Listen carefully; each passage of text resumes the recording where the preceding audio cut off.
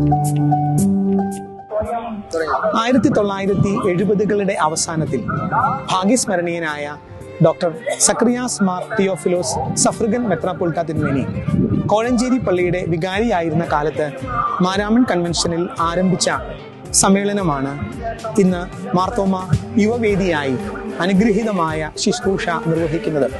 Youth and identity formation, യുവാക്കളും സ്വത്വ അന്വേഷണവും എന്ന വിഷയമാണ് ഈ വർഷത്തെ യുവവേദി ചർച്ച ചെയ്യുന്നത്.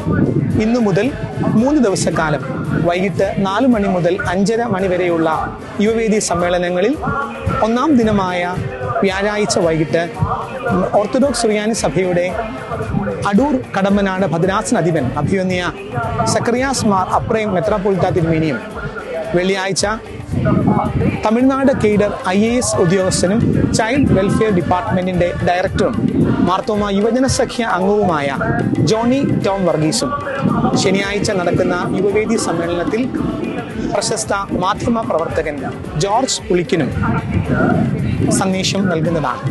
എല്ലാ യുവാക്കളെയും യുവവേദി സമ്മേളനത്തിലേക്ക് ഹാർദമായി യുവജന സഖ്യത്തിന്റെ നാമത്തിൽ സ്വാഗതം ചെയ്യുന്നു.